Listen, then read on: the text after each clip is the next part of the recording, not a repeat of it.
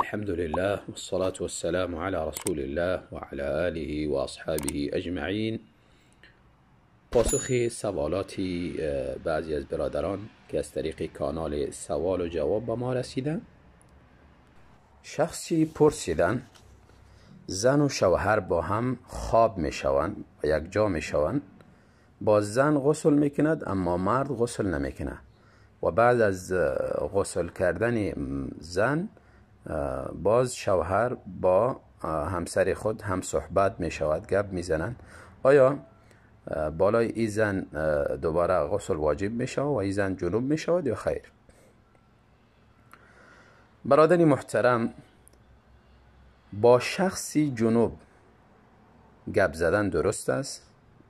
اگر با هم زن و شوهر بوده باشند، کش و بغل و بوسه و غیره گرفتن هم درست است. و وقتی که از جنابت غسل کرده باشد دیگر با گپ زدن غسل بالایش واجب نمیشه و نه جنوب میشه و نه به کش و بغل و بوسه گرفتن. و او شخصی که جنوب بوده باشه، انسان با این فکر نبوده باشه که این پلید است، به هر چیزی دست زد او چیز پلید میشه، به این فکر نبوده باشد.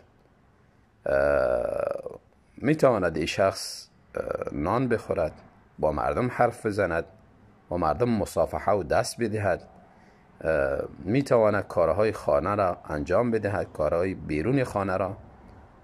پس شخصی که جنوب است او نجس نیست، یعنی به چیزی که دست بزند او چیز پلید نمیشه، او چیز هم مانند خودش بالایش غسل واجب نمیشه.